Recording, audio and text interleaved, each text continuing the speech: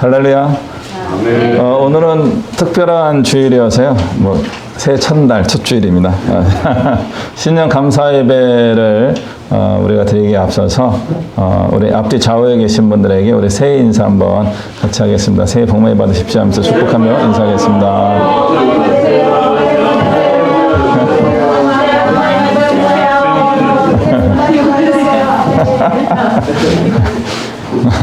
마치 방금 만난 것처럼 아주 반갑게 잘하셨습니다. 새해 복 많이 받으십시오. 올 한 해 우리 예안교회 모든 성님들께 놀라운 하나님의 은혜가 넘칠 줄로 믿습니다. 우리 같이 주 찬양합니다. 찬양하며 우리 하나님께로 더 가까이 나아가겠습니다.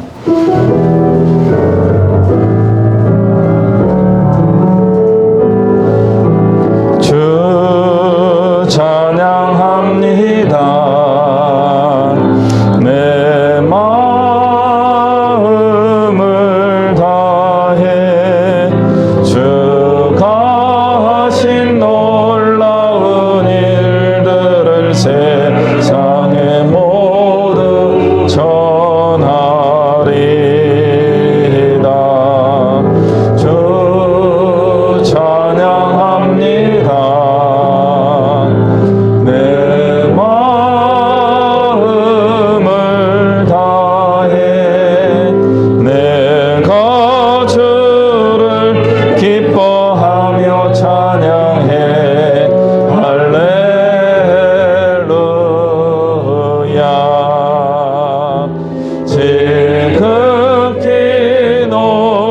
신 이름 찬양해 할렐루야.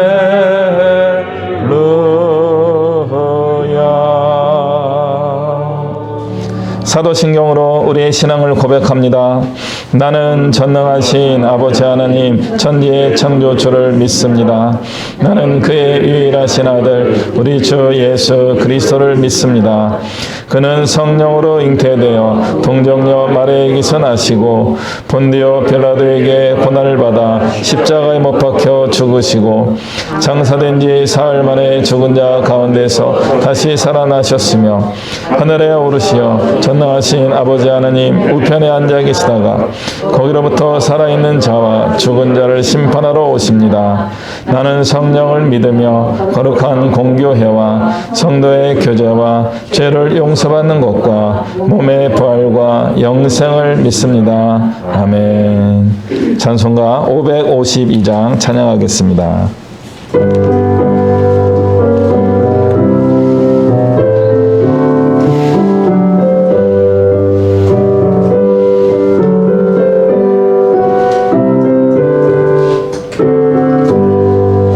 아침 해가 돋을 때 만물 신선하여라. 나도 세상 지낼 때 햇빛 되게 하소서. 주여 나를 도우사 세월 호송 않고서 모든 세상 지낼 때 햇빛 되게 하소서. 새로오는 광음을 보람있게 보내고 주의 일을 행할 때 햇빛 되게 하소서. 주여 나를 도우사 세월 호송 않고서 모든 세상 지낼 때 햇빛 되게 하소서. 한번 가면 안 오는 빠른 광음 지날 때 귀한 시간 맞춰서 햇빛 되게 하소서. 주여 나를 도우사 세월 호송 않고서 모든 세상 지낼 때 햇빛 되게 하소서. 밤낮 주를 위하여 몸과 마음을 드리고 주의 사랑 나타내 햇빛 되게 하소서.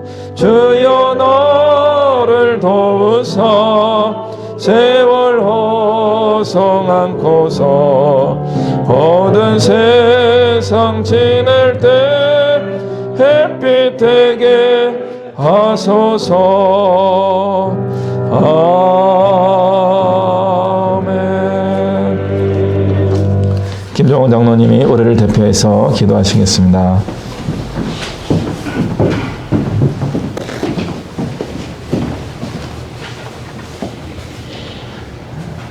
할렐루야. 사랑의 주님, 은혜를 감사합니다. 다사다난했던 2021년이 지나고 2022년 이민년 희망에 찬 새해가 밝았습니다. 2022년 신년 감사 예배 및 첫 주일 예배를 주님 전에 드릴 수 있도록 저희의 발걸음을 인도하여 주셔서 감사와 찬양과 영광을 올려드립니다. 아멘. 이 시간 주님의 백성들이 한 해 동안 저희에게 임하실 하나님의 축복과 새로운 한 해를 어떤 모습으로 어떻게 인도하실지에 대한 부푼 기대와 설레임 속에 거룩하고 흠없는 정결한 모습으로 주님 전에 나왔사오니 저희의 중심을 도와주시고 이곳에 임재하셔서 성령 충만하고 은혜 풍성한 시간 되게 하옵소서. 아멘. 2021년 지난 한 해 동안 저희와 늘 동행하여 주시고 은혜 가운데 거하게 하시며 크고 작은 사건 사고와 재난 가운데서도 어려움 당하지 않게 늘 안전하게 지켜주시고 보호하여 주셔서 감사를 드립니다. 아멘. 특히 전 세계가 2년 동안 겪고 있는 코로나의 공포와 굴레 가운데서도 저희 성도 중에 한 사람의 확진자도 나오지 않게 지켜주시고 경제적으로도 어려움 겪지 않도록 인도하여 주셔서 감사드립니다.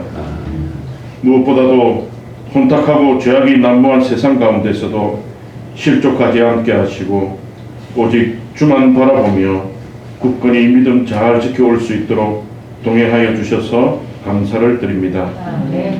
이 시간 조용히 지나간 한 해를 돌이켜보노라면 좋은 일도 기쁜 일도 감사할 일도 참 많이 있었지만 한편으론 믿음을 가진 성도로서 주님 보시기에 부끄러운 일도 많이 있었음을 고백합니다. 때때로 너무나도 사소한 세상 일에 매달려 주님을 외면한 적도 있었고 믿지 않는 자들에게 늘 본이 되어야 함에도 저희의 욕심으로 저희의 부족함으로 믿는 자에게나 믿지 않는 자에게 상처 줬던 일도 있었음을 고백합니다. 저희의 못나고 부족한 모습 하나하나까지 이 시간 다 내려놓고 자복하며 회개하오니 주님 저희의 죄와 허물을 용서하여 주시옵소서. 이제 새롭게 시작하는 2022년 새해에도 저희 예안교회 성도들 각자의 처지와 형편대로 바라고 소원하고 계획하고 기도하는 모든 일이 주님의 도우심과 보살핌으로 다 성취되고 만사가 주 안에서 형통할 수 있기를 간절히 기도드립니다. 아멘. 올해도 코로나 바이러스와 각종 질병으로 고통당하는 분들이 한 사람도 생기지 않도록 예안교회 성도들과 가족들 모두의 건강을 지켜주시고 어지럽고 각박한 세상 속에서도 믿는 자로서 구별된 삶을 살도록 저희의 발걸음 하나하나까지 살펴주시고 보호하여 주시옵소서. 아멘. 특히 코로나로 인하여 경제적인 어려움 당하지 않게 하시고 사는데 조금이라도 인색하거나 부족함이 없도록 그때그때 필요한 만큼 풍족하게 그리고 넉넉하게 채워주시고 공급해 주시옵소서. 주님께서 우리에게 주신 사랑을 어려운 이웃들에게 베풀며 주님으로부터 받은 은혜를 함께 나누며 살아가는 온정이 넘치는 한 해가 되도록 인도하여 주시옵소서. 이 시간 간절히 바라고 원하옵기는 이 예배드리는 처소가 나가도 복을 받고 들어와도 복을 받는 축복의 통로가 되게 하시고 아멘. 믿음의 식구들로 기도의 용사들로 가득 차게 하시며 아멘. 영적인 성장과 더불어 수적으로도 크게 부흥하고 발전하는 복된 한 해가 되도록 인도하여 주시옵소서. 아멘. 2022년 교회 표를 눈을 들어 바라보라라고 정하였습니다.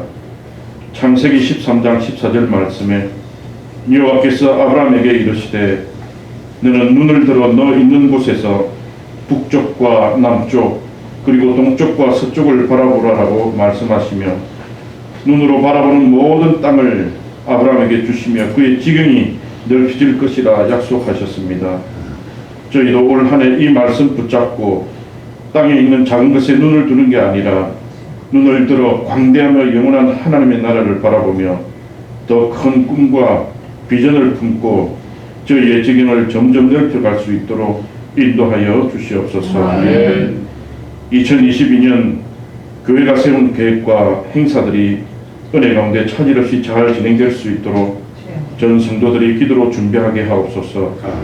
특별히 1월 23일부터 2월 20일까지 5주간 진행되는 바나바 사역자 양성교육과 3월 6일부터 6월 26일까지 16주간 진행되는 1:1 지도자 양성교육에 모든 성도가 적극적으로 참여하여 평신도 사역자를 세우고 야안교회의 미래를 준비하는데 다같이 한마음으로 동참하게 하옵소서. 교회를 위하여 노심초사 기도하시고 헌신하시는 김동성 목사님을 축복하여 주시옵시고 목사님의 가정이 평안하기를 원합니다. 경제적으로나 물질적으로나 부족함이 없도록 필요한 것 채워주시고 공급하여 주시옵소서. 아울러 목사님과 사모님 그리고 가족들의 건강도 친히 책임져 주시옵소서. 목사님이 내딛는 발걸음마다 예수의 향기를 내뿜게 하시고 전하는 말씀마다 크고 놀라운 천국의 복음을 선포할 수 있도록 목사님의 입술을 친히 주장하여 주시옵소서. 오늘도 생명의 말씀을 들고 단위에 세우셨으니 말씀의 풍성함과 권능을 주시고 능력의 능력을 다사 목사님의 입술을 통하여 선포되는 천국 말씀에 마음문을 열고 아멘 할 수 있게 하시고 선포하는 말씀이 저희 심령 가운데 깊이 뿌리 내려서 살아서 역사하게 하여 주시고 귀한 열매 많이 맺을 수 있게 하옵소서. 찬양단의 찬양을 기쁘게 받아 주시옵시고 저들이 드리는 찬양이 하나님께는 영광이 듣는 성도들에게는 은혜의 단비가 되게 하시며 찬양하는 저들에겐 신앙 고백이 되게 하옵소서.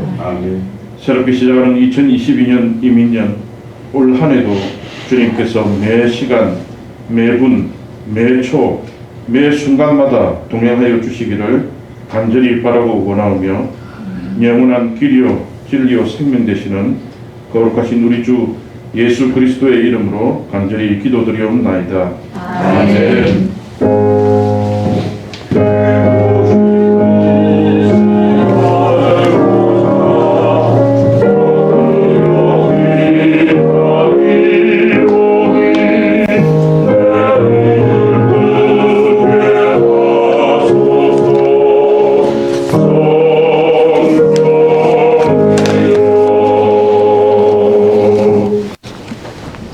오늘 우리가 함께 나눌 말씀은 사무엘기하 5장 1절부터 5절까지의 말씀입니다.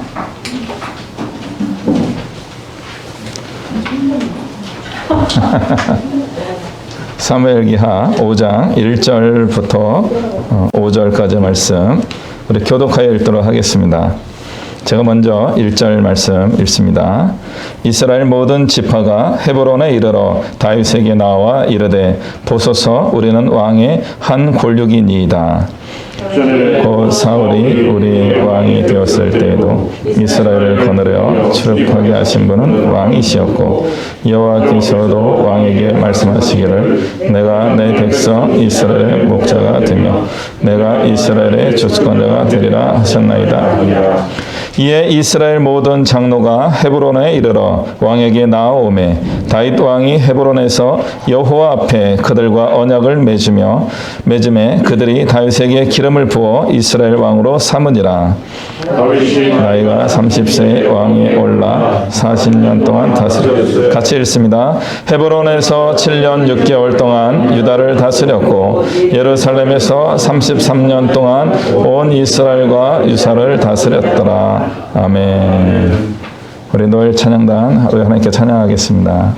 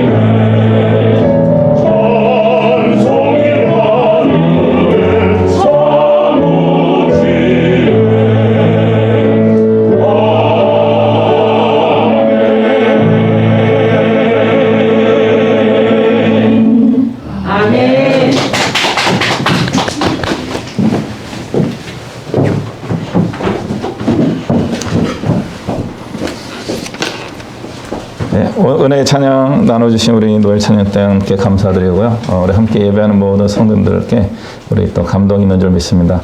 우리 한 번 더 앞뒤 좌우에 계신 분하고 인사 나눌 때 말씀 가운데 은혜가 넘치길 바랍니다. 새해 복 많이 받으세요. 한번 축하하며 인사하겠습니다. 네. 말씀을 이 인사를 많이 안 해보셨군요. 좀만 뒤로. 네. 오늘 말씀 가운데 하나님의 은혜가 넘치길 바라고요. 또 우리 또 뒤에 멋진 헤어스타일의 청년들이 딱 오니까 분위기가 더 좋아진 것 같아요. 그래서 기도를 해야 되겠습니다. 더 넓은 공간을 주시옵소서. 네, 이렇게 금방 부흥이 될 줄 몰랐습니다. 네. 또 며칠간 안 보여도 저희가 섭섭해하지 않을 테니까요. 자유롭게 오가시면 되고요. 오늘 말씀 제목은 은혜, 방황과 순종 사이 이렇게 잡아봤습니다. 제목이 참 문학적이죠. 그래서 저희 꿈 중에 하나가 글을 한번 써보는 건데 문학적 글은 안 나오더라고요. 시도 몇 번 써봤는데 쓸 때는 괜찮았는데 다시 읽으면은 견딜 수 없는 그런 느낌들이 있죠. 그래서 어디 보여줄 수도 없는 그런 시를 써본 적도 있고, 저희 목표 중에 하나가 이제 저희 인생을 마무리하기 전에 뮤지컬을 하나 제작하는 게 제 꿈입니다. 그러니까 제가 이제 어설프지만 이제 아마추어 연극도 무대를 한번 서봤기 때문에 무대 한번 서봤던 걸 경험을 해서 연극 플러스 종합예술 관점이 하나는 오페라 쪽이고 하나는 영화고 그 다음에 이제 뮤지컬 이렇게 가고 있는데 아마 뮤지컬을 제가 직접 하기에는 이제 뭐 해도 되면 지나가는 사람들만 하겠지만 이제 아마 좀 좋은 뮤지컬 한번 제작해 보았으면 좋겠다. 옛날에는 그런 걸 하면은 망하기 십상인데 요즘 대한민국이 문화적으로 좀 많이 문화적 소비가 많이 일어나고 있는 때가 된 것 같습니다. 그렇게 될 때 이제 또 앞으로 그것도 이루어지지 않을까. 제가 이제 조금 더 말씀드리면 저의 방황은 대학로로 가는 선택을 할 것인가, 신학교를 가는 선택을 할 것인가, 저의 방황이었습니다. 그래서 대학을 졸업할 때 이제 아마추어 연극에서 이제 프로 연극으로 갈까 하고 정말 고민을 많이 했어요. 왜냐면 우리 학교 극회에서는 제가 아주 최고의 배우였었고 이제 연출도 하고 그런 감각이 좀 있었더라고요. 그런데 이제 그것을 이제 내려놓고 주님께로 저희 인생을 다 드렸는데 뭐 그것과 별개로 뭐 아무튼 하나님의 은혜가 있었고요. 그런 그 선택을 하게 되는 고민하는 사람들에 대해서 좀 이해가 되는 겁니다. 저는 고민해서 이쪽으로 왔지만 이 방향을 선택해서 쭉 왔는데 잘 되는 분도 있고 잘 안 되는 분도 있고 그러다가 잘 되다가도 또 이게 꼬이는 분도 있고 저희 선배들 중에는 이제 영화 감독도 있고요. 시나리오 작가도 있고 그 사람들 보면은 그냥 나 정도밖에 안 되는 사람들인데 근데 그쪽 잘하고 계셔요. 그런 것들이 이제 항상 이게 좀 남아있는 상태입니다. 우리 인생을 살 때 보면은 이런 것들이 잘 다가와서 잘 이루어내는 분들도 계시지만 또 의외로 많은 분들은 잃어버린 꿈이라는 것을 가지고 늘 한켠에 저쪽 골방에 남들에게 이야기하지 않는 마음의 저 깊은 곳에 두고서 살짝 꺼내놓고 닫아놓고 저죠. 그렇게 하면서 후회와 아쉬움 가운데 사는 것 같기도 합니다. 그런데 그 후회와 아쉬움으로 살 필요가 없는데 많은 사람들이 그것을 선택의 문제로 보고 있고 선택의 결과에 따라서 기뻐하기도 하고 좌절하기도 하고 또 아쉬워하면서 또 동경하고 계속 그렇게 살아가는 것 같습니다. 오늘 말씀에서 드리고 싶은 메시지 중에 하나가 바로 그것입니다. 저도 아직 과정 중에 있기 때문에 인생에 대해서 다 우리 성도님들께 다 논할 수 없다라고 봅니다. 또 제가 좀 나이가 많기 때문에 20대 청년들에게 이렇게 살아라 이야기하는 것도 정당하지 않다라고 생각합니다. 반대도 마찬가지입니다. 저보다 연배가 오래되신 분들이 목사님 이렇게 사셔야 됩니다 이렇게 얘기할 때 우리 그렇게 살아오신 것은 본인의 인생에서는 맞지만 그 삶을 저에게 적용할 때는 좀 많이 바꿔야 됩니다. 이런 말씀을 드리고 싶은 겁니다. 그렇지만 그럼에도 불구하고 우리 모두가 알다시피 인생에 핵심 원리가 있습니다. 그 원리를 깨닫는 사람이 조금 더 인생을 편하게 혹은 성공적으로 살아갈 수 있지 않을까 그런 생각을 해보게 됩니다. 우리가 이제 국사 시간을 배우신 분들은 좀 기억이 나실 건데요. 고려 시대, 뭐 최충원 이런 사람들 시대를 보통 우리가 어떻게 부르냐면 무신의 난을 하고 무신 시대 이렇게 이야기합니다. 저도 기억이 가물가물해요. 뭐 최충원이 무슨 우리는 무슨 상관이 있겠습니까? 그런데 그 시기를 부르는 또 하나의 표현이 있습니다. 밀란의 시대라고 합니다. 1170년에서 1270년 약 100년 기간에 고려 시대에 75번 정도의 밀란이 일어났다는 거예요. 그러니까 1년 내지 2년마다 그 백성들이 자꾸 난을 일으키는 거예요. 왜 그래요? 못 살겠으니까. 그럴 때 많은 밀란을 일으켰던 사람 중에 한 명이 이름 되면 다 아실 겁니다. 만적이라는 사람이 있습니다.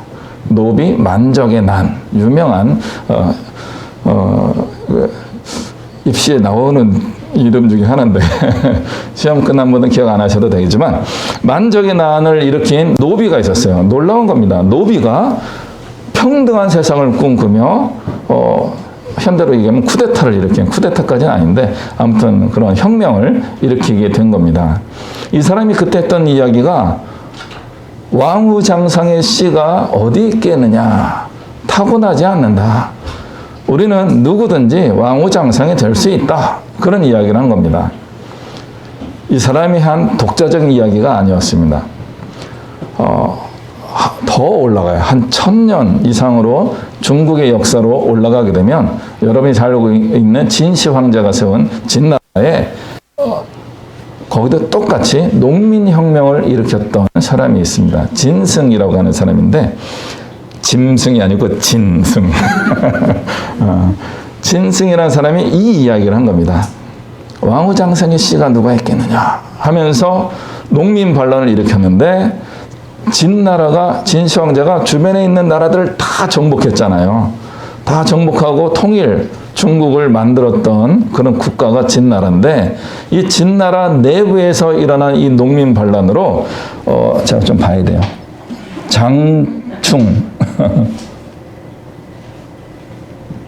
장충이라고 되어 있는 것 같은데 이 노비가 장초라고 하는 나라를 세우게 되고 1년 정도 국가를 이루게 됩니다. 이 사람 밑으로 수십만 명의 병사들이 모여든 거예요. 그래서 진나라의 모든 군인들을 격파하면서 장초라고 하는 국가를 건설할 수 있도록 해주는 그런 지원 세력이 있었던 겁니다.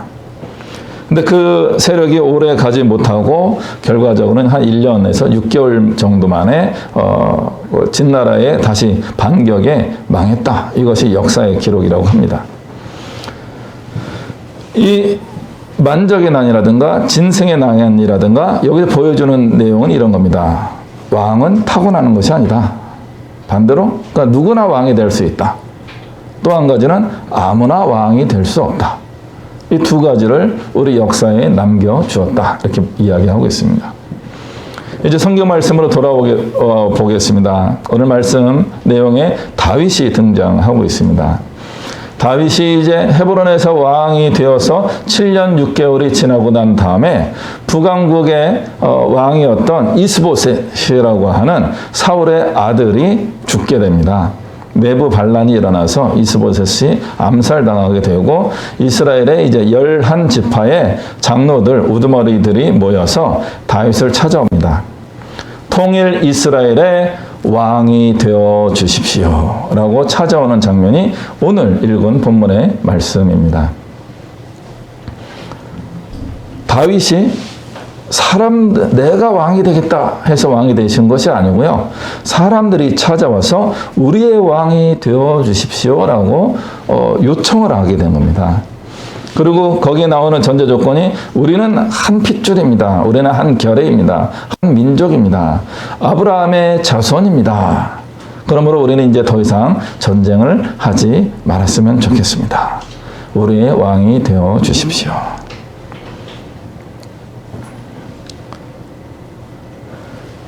다윗의 이야기는 굉장히 우리에게 많은 본받고 싶은 것들을 보여주고 있습니다. 왕이 되온 이 다윗에 대해서는 우리가 굉장히 긍정적으로 보지만 실제로 그 집안에서는 아버지 이삭도 다윗을 그렇게 존중하지 않았습니다. 사무엘이 와서 이 중에 한 명을 좀 훌륭한 사람으로 기름 부으려고 하는데 좀 데려와 봐라 할 때 첫째, 둘째, 셋째부터 쭉 왔는데 7제까지만 보여주고 끝나는 겁니다. 사무엘이 찾다가 못 찾아가지고 또 없냐 그랬더니 한 명 더 있는데 볼 필요가 있을까요? 라고 하면서 아버지가 선을 그어버린 거예요.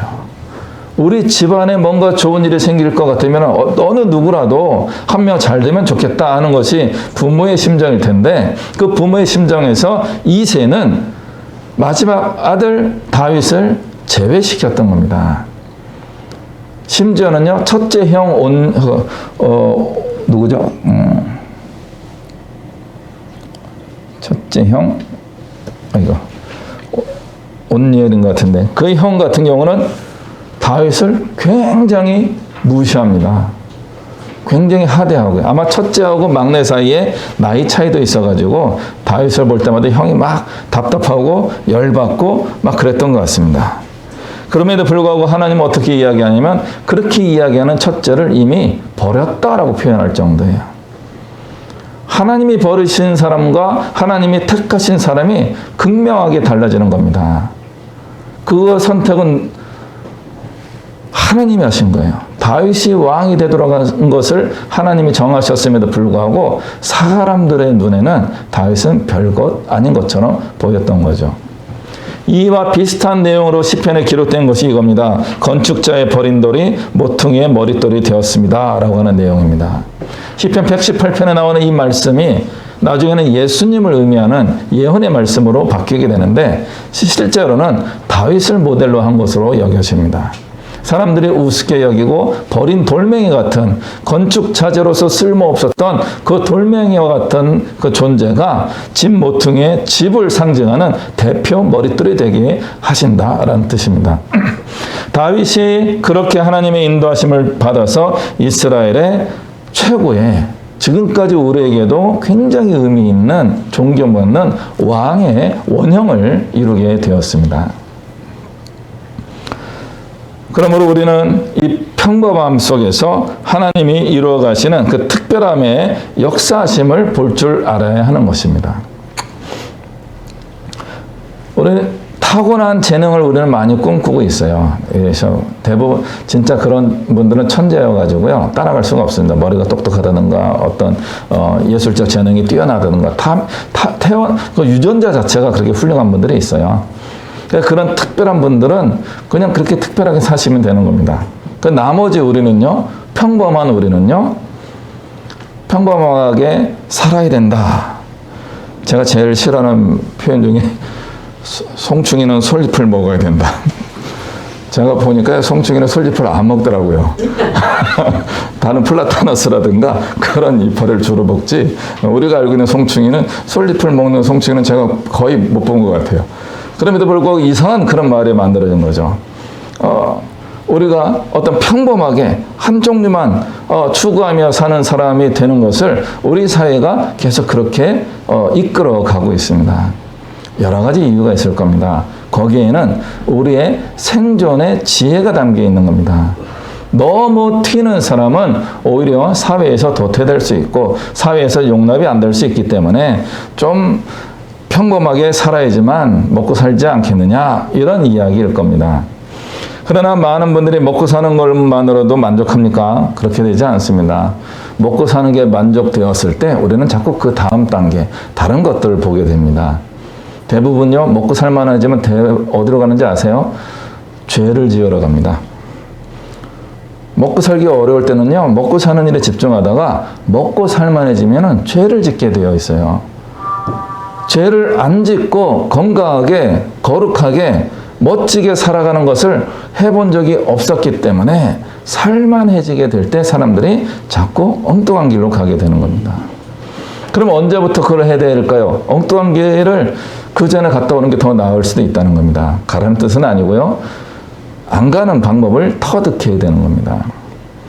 먹고 사는 것 말고도 우리가 행복해질 수 있는 것을 찾을 때 우리의 삶이 평범함에서 특별함으로 이어질 수 있는 겁니다. 그 특별함을 우리가 발견하지 못했기 때문에 평범한 것의 반대를 우리는 추구할 때 비범함으로 가지 않고 범죄함으로 갈 때가 많이 있는 겁니다. 그 뉴스에 나오는 내용들이 그런 것들이 굉장히 많은 거죠. 특히 연예인들이 자기 얼굴과 노래와 이거 몸매와 이런 걸로 재능으로 인정받았을 때 그 부유함을 얻은 그 친구들이 이것을 사용하는 방법을 잘 모르는 거죠. 그래서 그냥 연예계 살듯이 그냥 화려한 것을 많이 찾으러 다니다 보니까 그런 환경 속에 계속 빠져들게 되는 거죠.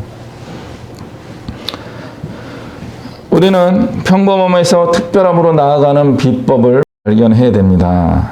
그것은 바로 가장 평범함을 추구하는 삶을 살아보려고 할 때 나타날 수 있습니다. 올해 2022년도의 표를 눈을 들어 바라보라, 이 말씀으로 한번 잡아보았습니다. 창세기 말씀이고요. 이것은 아브라함이 가나안 땅에 들어왔다가 이집트까지 그냥 밀려서 내려갑니다. 그래서 하나님이 여긴 아니지 하고 했을 때 다시 돌아오는 과정에서 부자가 돼요.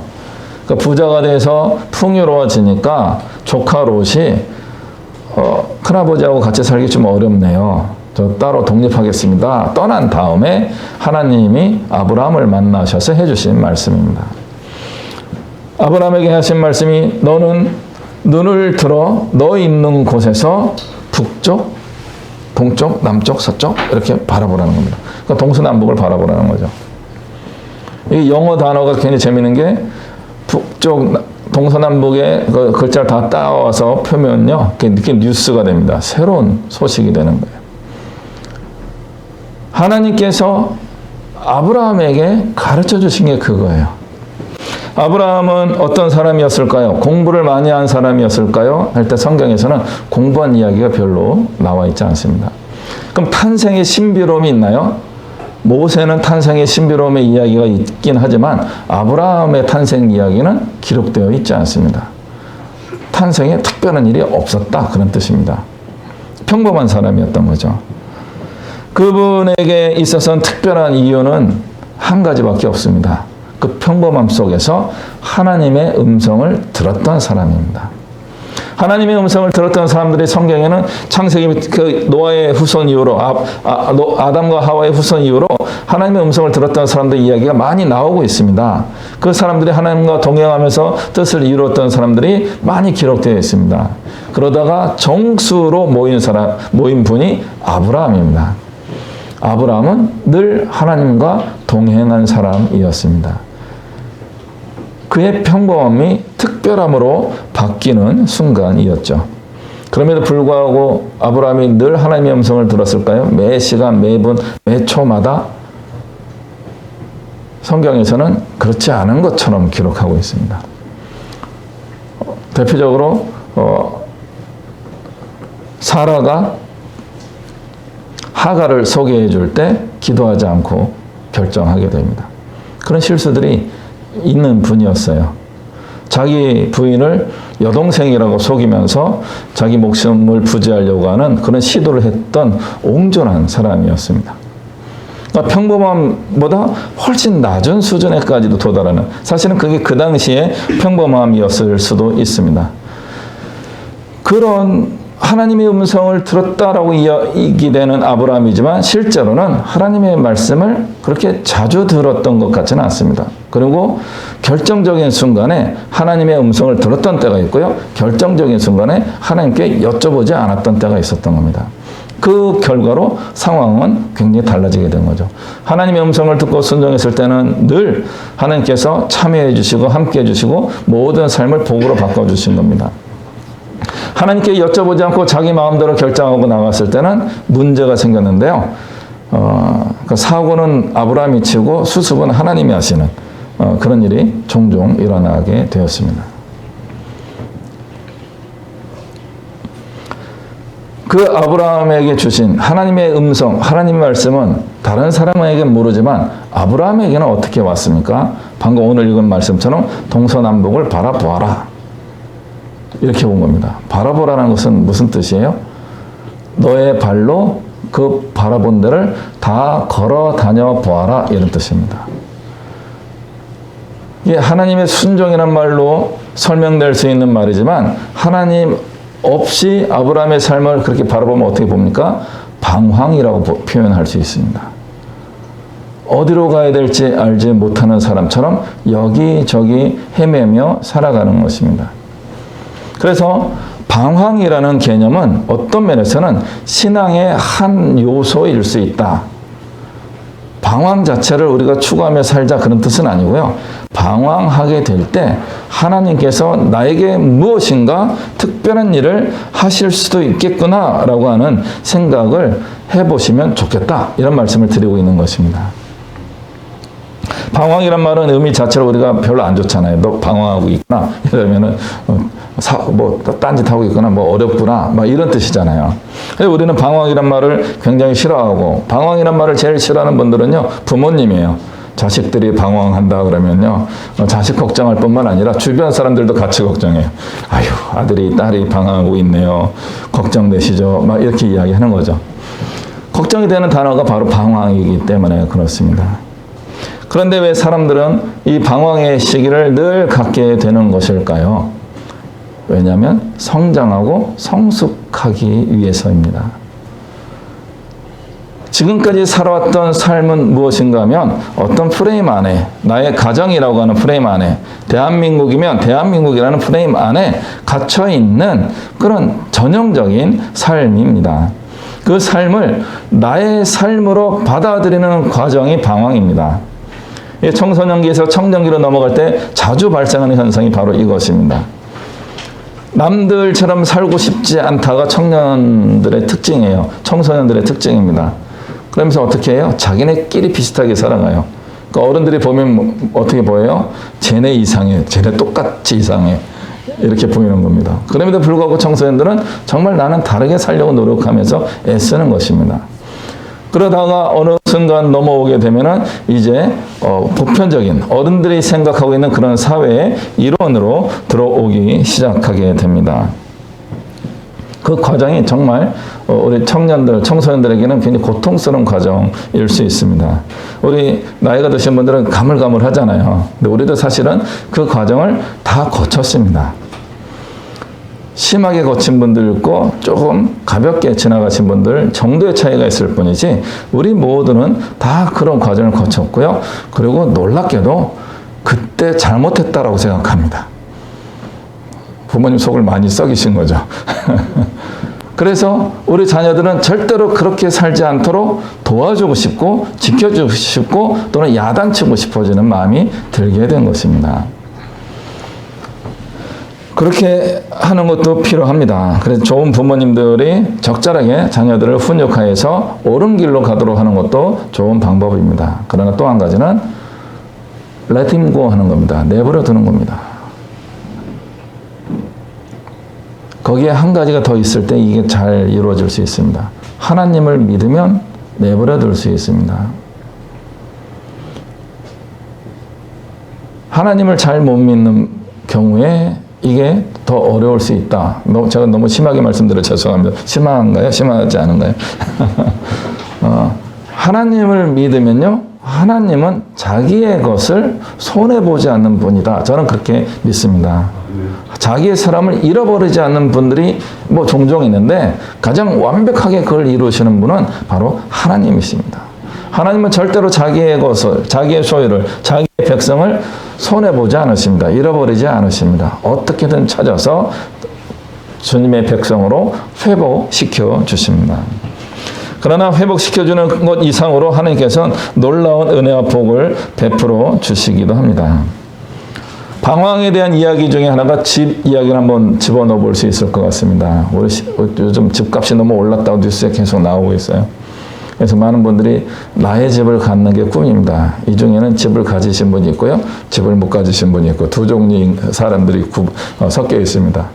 그리고 우리 집이라고 하지만 굳이 따지면 할아버지 할머니 집이거나 아버지 어머니 집이거나 내 집은 아닌 거죠. 우리 젊은이들의 입장에서는. 그러니까 젊은이들도 나의 집을 갖고 싶어하는 그런 열망들이 꽤 있는 것 같아 보입니다. 그리고 우리나라 사회에서는 대부분은 자기 집이 없는 경우가 많이 있습니다.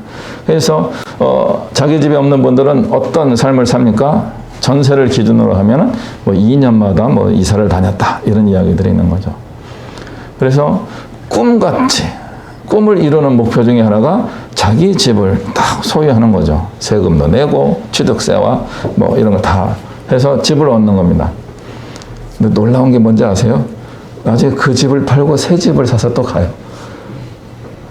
그럼 전세하고 이사 가는 거하고 집을 계속 바꿔가면서 이사하는 거하고 차이는 무엇이 있을까요? 집의 못질을 마음대로 할 수 있다. 새해를 들었을 때는 원상복구를 해야 되기 때문에 막 낙서도 못하게 하고 하지만 내 집일 경우는요 애들이 뭐 벽에 낙서를 뭐 하더라도 팔면 되니까 그런 자유로움이 생기는 정도라고 할 수 있겠습니다. 제가 어려서부터 늘 고민했던 것 중에 하나가 한 교회에 출석하며 교회에 충성해야 됩니다. 이런 이야기를 해요. 정말 그렇게 하려고 노력했는데 다른 분들은 잘 모르겠지만 저의 경우는 제가 이제 50대 중반쯤 왔는데 10년에 한 번씩 교회를 꼭 옮기더라고요. 그러니까 지방에 강원도 원주라는 데 살았는데 10년 살았어요. 그 아버지가 정근 갔으니까 춘천 이런 데 가서 고등학교 졸업할 때 한 5, 6년 있었어요. 거기 대학부도 막 열심히 하고 대학생 때도 틈만 나면 집에 춘천에 내려가서 교회 모임에 참여하고 저는 짧은 군대 방위였기 때문에 거기서 2년간 또 복무까지 하면서 한 10년을 채웠습니다. 그 다음에 서울로 와가지고 오늘의 교회라는 데 가게 되어서 거의 한 10년간 있었습니다. 그리고 교회를 개척하고서 10년을 했습니다. 저 개인적 경험만 보더라도 교회가 평생 한 교회만 다닌다는 게 저에게는 불가능했어요. 그러니까 목회자라는 특수성이 있어서 그런지 모르겠습니다만은 한 교회에 열심히 다녀야 된다라고 하는 그런 신앙의 어떤 전통에는 어떤 배경이 있었을까요? 농경 문화가 있었습니다. 웬만하면은 타 지역으로 옮겨갈 일이 거의 없었습니다. 요즘은요, 도시화가 되어가지고요, 아까도 말씀드린 그 지배 문제와 관련돼서 도시화 속에서 우리 시대의 사람들은 이주의 시간들이 굉장히 자주 빈번하게 일어나고 있습니다.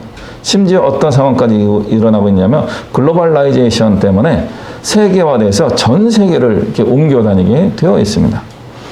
그래서 우리는 항상 뿌리에 대한 생각, 한 곳에 대한 머물러야 된다는 생각과 함께 또 한 가지는요, 머무르지 못하는 안타까움 속에 살아가고 있는 것입니다. 교회 면에서도 이런 상황들이 많이 존재하고 있다는 것을 우리가 봐야 됩니다. 그래서 우리의 최종의 목적지는 그럼 어디가 되어야 될 것인가? 그래서 천국인 겁니다. 이 땅에서는 우리는 한 곳에 정착하기가 굉장히 어렵습니다. 미국 드라마의 중요 주제 중에 하나가 뭔지 아십니까? 미국은 땅이 커가지고요, 이주가 굉장히 불편한 나라 중에 하나입니다. 그래서 대한민국은 좁아가지고 이주가 빈번하게 일어나서 제가 이야기한 부분이 맞지만 오히려 미국과 같은 사회는요, 다른 지역으로 간다는 게 거의 목숨을 걸고 가는 것처럼 이야기하더라고요. 그러니까 우리는 뉴욕을 가나 LA를 가나 큰 문제가 없어 보이지만 미국 사람들 입장에서는요, 뉴욕에서 LA로 이사 가는 것은요, 모든 삶이 바뀌는 이민을 가는 것과 같은 느낌으로 가는 이야기들이 많이 있습니다. 그리고 지방 군소도시에서는 이 도시를 떠나는 것이 청년들의 목표인데 잘 이루지 못하는 거죠. 그 미국이라는 나라에서도 똑같습니다. 떠날 수 있는 조건은 두 가지밖에 없어요. 한 가지는 학교를 가는 겁니다. 그래서 장학생을 가야 돼요. 그냥 웬만해서는 안 되고요. 장학생 정도 돼서 타 지역에 좋은 대학을 간다든가 아니면 직장입니다. 좋은 직장을 얻어서 조금 더 다른 지역으로 이주하는 것 외에는 미국은 더 타운 중심으로 고착되어 살아가게 됩니다. 다시 한번 말씀드립니다. 두 가지가 좋다 나쁘다가 아니고요, 그런 상황에서 우리는 인생의 핵심을 발견할 수 있어야 된다는 겁니다. 머물러 있는 것이 좋다, 떠나는 것이 좋다, 선택의 문제가 아닌 겁니다. 머무르든지 떠나든지 우리의 인생이 성숙하고 정말 발전적인 사람이 되어야 한다는 거죠. 다시 이제 다윗의 이야기로 돌아와서 말씀을 한번 마무리하도록 하겠습니다. 다윗이 사무엘이 기름 부어서 왕이 된다라고 하는 약속을 받게 됩니다. 하나님이 주신 약속입니다. 그러나 다윗의 마음은요, 왕이 될 마음이 하나도 없었습니다. 근데 상황이요, 왕이 될 수밖에 없는 상황으로 몰려가요. 갑자기 골리앗을 보고 열받아가지고 이씨 하고 나가 싸웠는데 이겨요. 그래서 왕의 사위가 됩니다. 왕의 사위가 되니까 사울이 다윗을 주목해서 봐요. 사울은 천천히요, 다윗은 만만이다라고 하는 사람들의 노랫소리를 듣고서 저 자식 하는 질투의 마음, 위기의식을 느끼는 거죠. 그래서 기회가 될 때마다 사울 왕이 다윗을 죽이려고 해요. 그 사위인데, 왕의 사위인데도 불구하고 장인 어른이 자꾸 죽이려고 하니까 다윗이 견딜 수 없어서 도망가게 됩니다. 도망가게 될 때에 의도치 않게 이스라엘 전국을 헤매기 시작하는 겁니다. 그랬더니 사울왕이 계속 쫓아다녀요. 그래서 이스라엘 안에서 머물러 있으면 왕이 계속 마음을 버리지 않고 나를 추격하겠구나. 블레셋에 망명하려고 합니다. 처음에는 블레셋 왕이 이 사람이 골리앗 죽인 사람이에요. 그래서 다행히 죽이진 않아요. 사실 그 탈출하게 될 때 막 미친 사람처럼 침을 흘리면서 이상한 표정을 짓고 해가지고 이 미친놈이네 하고 쫓겨나서 살아난 겁니다. 근데 다윗의 그 마음은 어떻게 했어요? 처절한 거예요.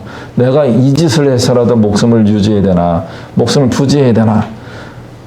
근데 다음번에 블레셋 다시 한번 망명할 때 받아준 겁니다.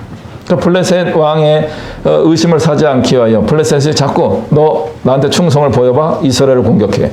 계속 그렇게 한 거예요. 근데 이스라엘을 공격할 수가 없는 거죠. 자기 동족이기 때문에. 그 이스라엘 주변에 있는 다른 민족의 마을을 습격해서 거기에 있는 것들을 빼앗아서 블레셋 왕에게 계속 바치는 일을 하게 됩니다. 그 일을 계속 한 거예요. 이 두 가지를 한 겁니다. 그러다 보니까 다윗에게 어떤 일이 발생하게 됩니까? 리더십이 생긴 거예요. 자기를 따라온 400명의 뜨내기들을 모아서 전쟁을 열심히 했더니 나중에 한 600명 수준까지 올라가는데 그 사람들이 용사가 됩니다. 다윗과 함께하는 그 사람들이 용사가 되는 거예요. 그냥 홈리스 같은 것들이 모였는데 다윗과 함께 떠돌아다니면서 생존을 위해서 열심히 노력했을 뿐인데 그들이 용사가 돼요. 사울이 죽었을 때 헤브론에 국가에 유다 왕국을 세우고 왕이 됩니다. 그 왕이 되었을 때 이 600명의 용사들이 다윗의 최고의 근위대가 된 거예요. 그래 북왕국 11지파의 군사들이 몰려와도 유다 지파 하나의 군사가 다 막아내고 물리친 거예요. 대단한 거죠. 11대 1의 싸움을 했음에도 불구하고 다윗이 지지 않을 수 있었던 그 배경이 사울왕의 추격을 피해서 떠돌아다니는 과정에서 방황이죠. 그 방황의 과정에서 최선을 다해 살아갔던 겁니다. 그랬더니 어느 날인가 이 따르는 사람들의 최고의 리더가 되었던 거죠.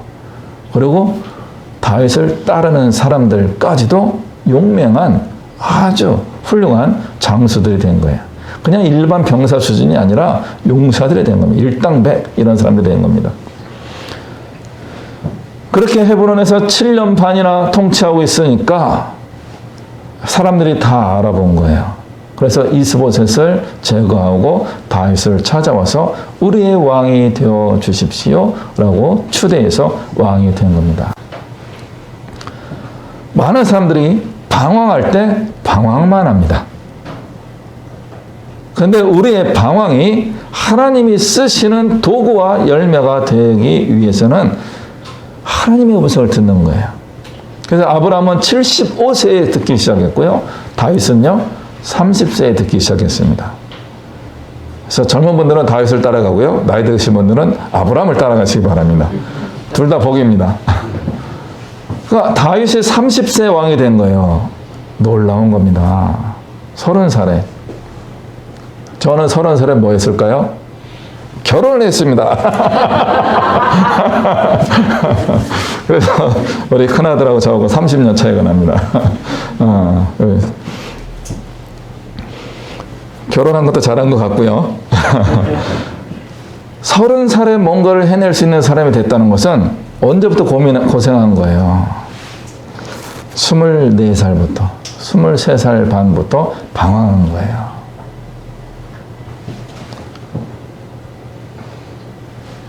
우리가 이런 인생을 어떻게 살아갈 수 있을까 고민을 많이 하는 거죠. 다윗과 골리앗의 싸움에서 다윗이 승리할 수 있었던 이유는요. 그 전에 양치기 할 때 혼자서 자기 양을 지키기 위하여 곰과 싸우고 사자와 싸우고 맹수들과 대결을 했던 존재인 겁니다. 이미 나의 뒤에는 우리 하나님이 계시구나 이런 확신이 있었던 겁니다.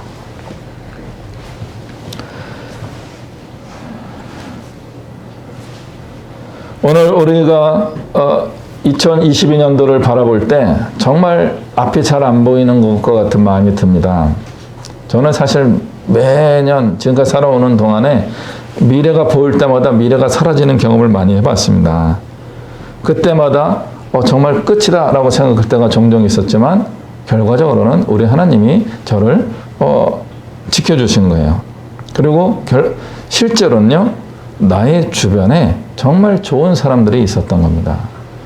그분들이 부모님을 포함하여서 친구들과 또 교회와 성도들 또 그 많은 어떤 힘을 함께 하는, 저 대학원 그때 다닐 때인데 같이 공부하는 분들이 정말 서로 힘이 되는 그런 관계가 있었습니다. 방황을 할 때 혼자 방황하면 안 되는 겁니다. 말이 좀 이상하지만 같이 방황해야 돼요.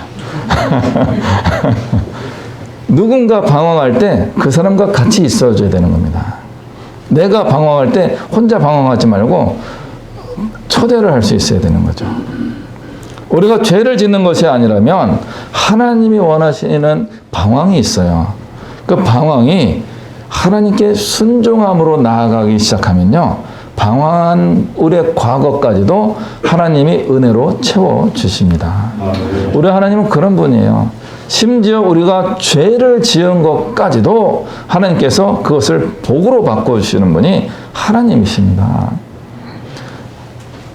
우리가 죄 없이 거룩하게 늘 의롭게 사는 사람이 되면 제일 좋습니다.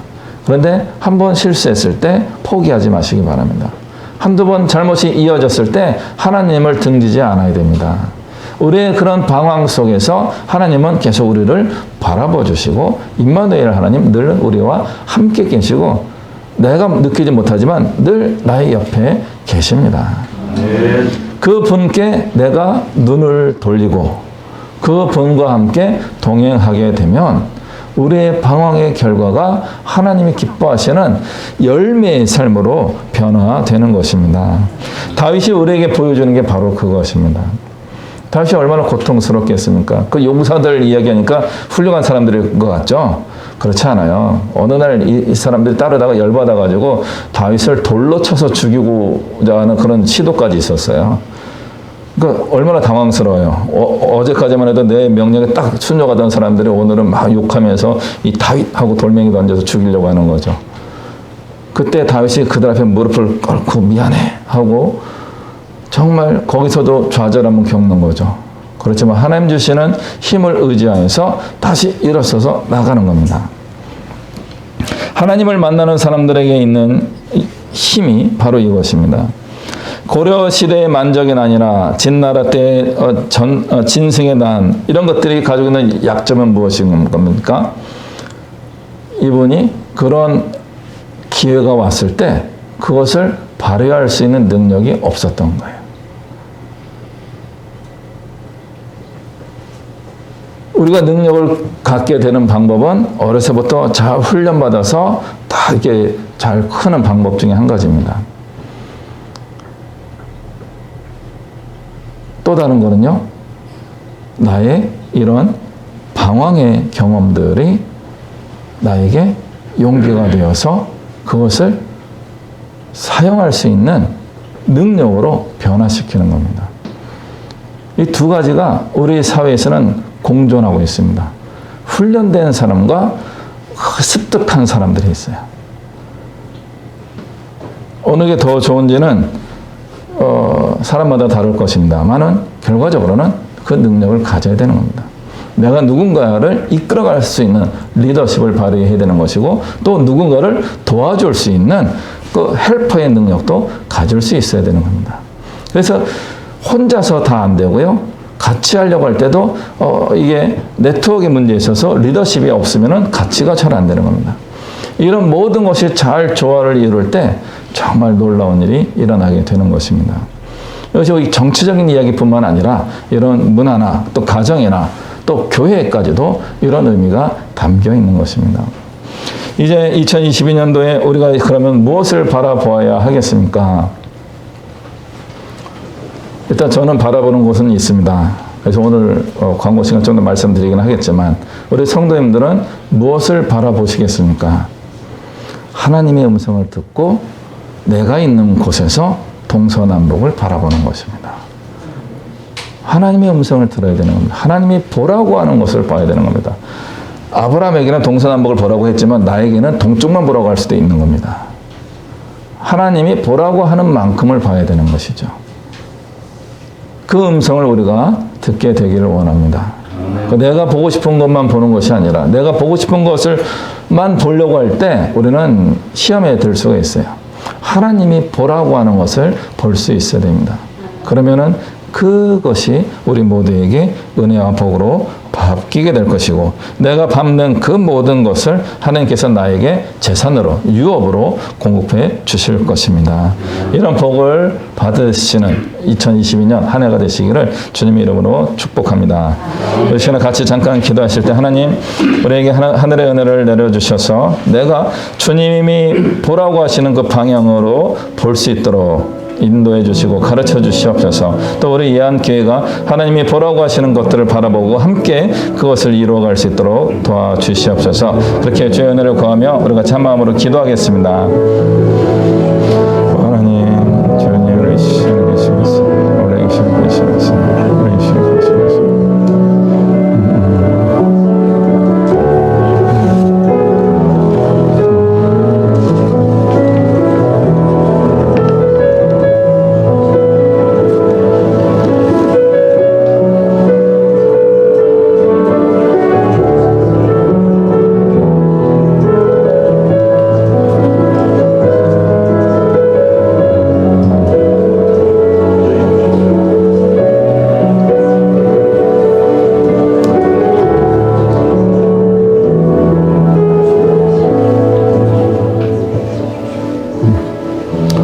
사는 충만하신 하나님 아버지, 2022년 새해가 우리에게 또 다가왔습니다. 올 한 해 하나님의 인도하심을 따라 살아가는 복된 1년이 되게 하여 주시고, 또 우리에게 보여주시는 그 길을 순종하며 나갈 때 우리의 가정과 우리의 개인의 삶과 또 우리의 공동체와 우리 교회 위에 넉넉한 은혜와 복이 이루어지게 하여 주시옵소서. 감사하며 예수 그리스도 이름으로 기도하옵나이다. 아멘. 우리 함께 봉헌 찬양 주님께 올려드리겠습니다.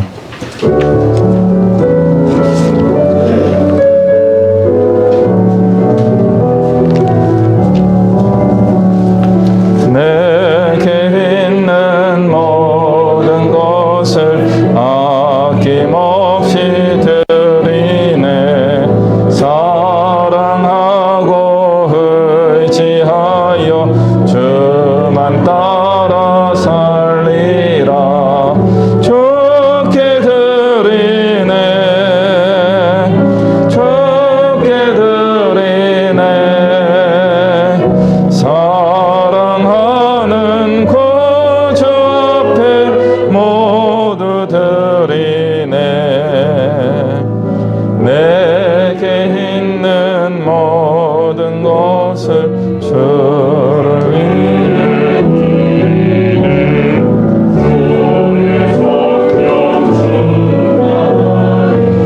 내게 내려주소서. 좋게 드리네, 좋게 드리네. 사랑하는 구주 앞에 모두 드리네.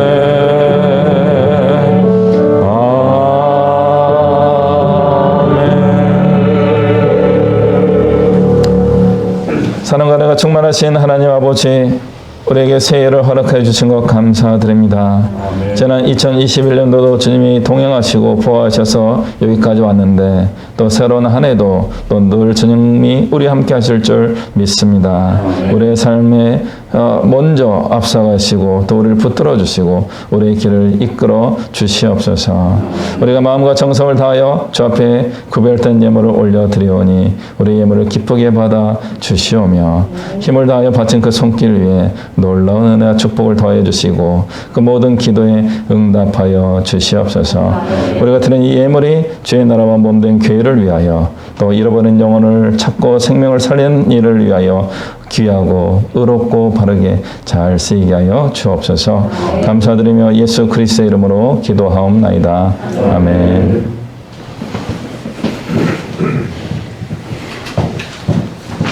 네, 교회 소식 전해드리겠습니다.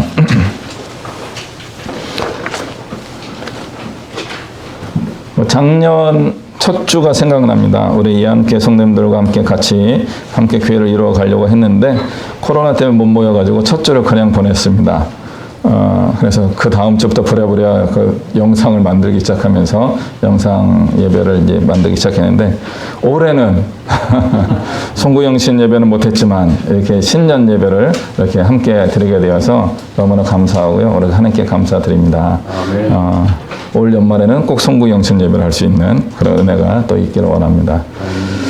올해는 우리 이한교회가 조금 더 성장하고 발전하는 해가 되기를 원하면서 교육에 좀 집중하려고 합니다. 그래서 1월 23일부터 5주간에 걸쳐서 바나바 사역자 양성 과정을 하려고 합니다.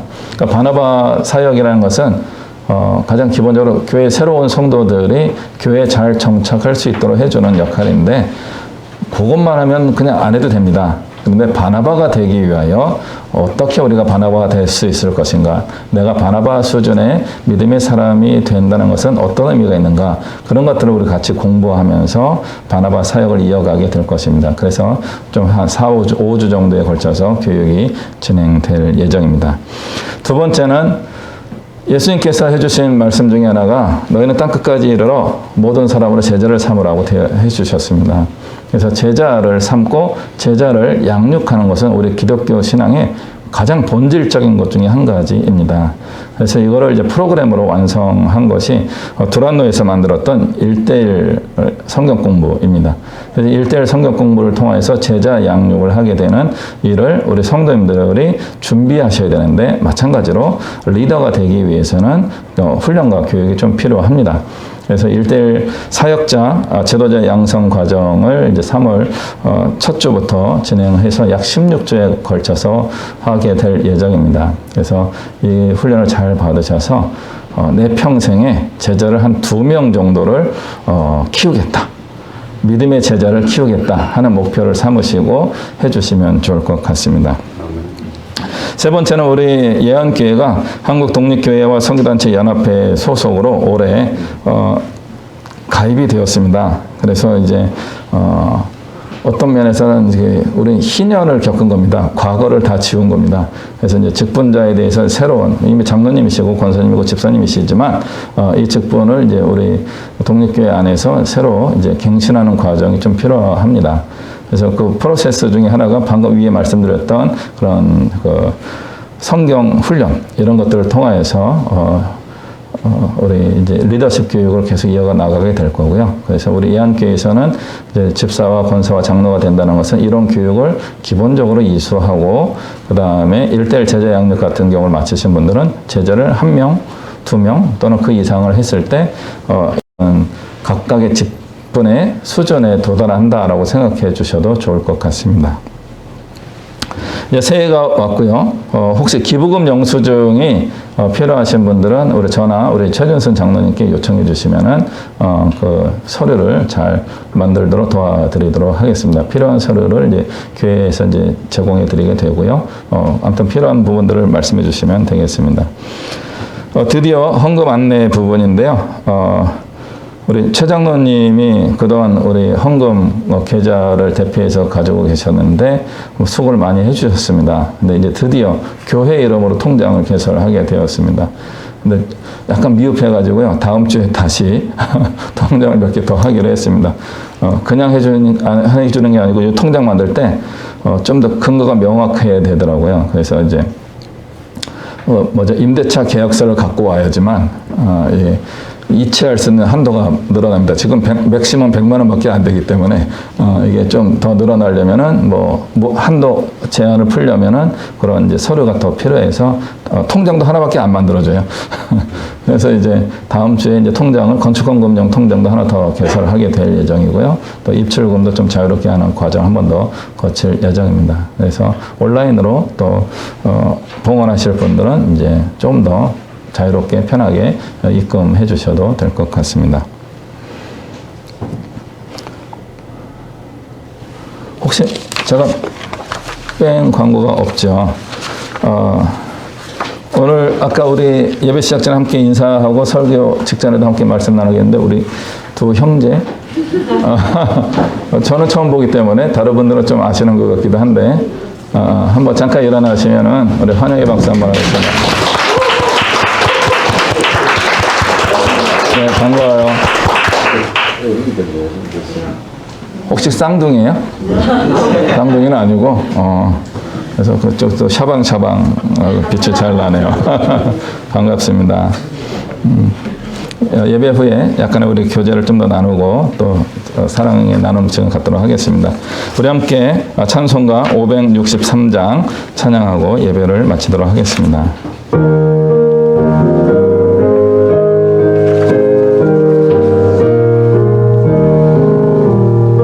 예수 사랑하심을 성경에서 배웠네. 우리들은 약하나 예수 권세 많도다. 날 사랑하심 날 사랑하심 날 사랑하심 성경에 쓰였네. 나를 사랑하시고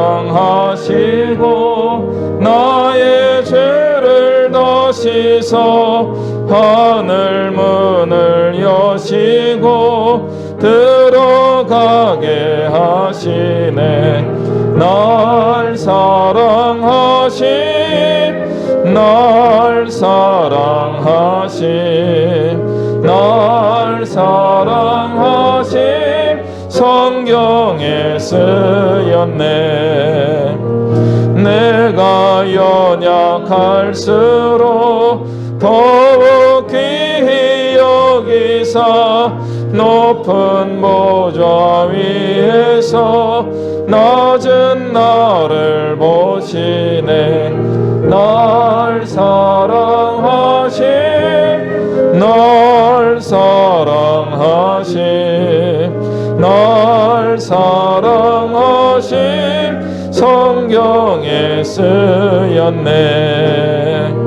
세상 사는 동안에 나와 함께 하시고 세상 떠나가는 날 천국 가게 하소서. 날 사랑하심 날 사랑하심 날 사랑하심 성경에 쓰였네. 아멘.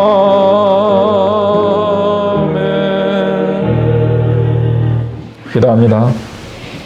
이 시간도 늘 우리와 함께 하시는 우리 주 예수 그리스도의 은혜와 살아계신 하나님 아버지의 크고 영원하신 사랑과 성령 하나님의 교통하시고 방황하는 길을 잃어버리지 않고 하나님께로 갈 수 있도록 해주시는 우리 성령님의 역사심이 오직 하나님만을 바라보고 하나님의 음성을 듣고 하나님이 보라고 하시는 방향만을 순종함으로 보고 나아가기로 마음에 다짐하며 이곳에 고개 숙인 하나님의 백성들 머리 위에와 주의 인도하심을 따라 땅끝까지 이르러 복음을 전하기 위하여 애쓰시는 선교사님들과 그 사역과 그 가정 위에 이 나라와 이 민족 위에 모든 열방 위에 이제부터 영원토록 함께 하시기를 간절히 축원하옵나이다. 아멘.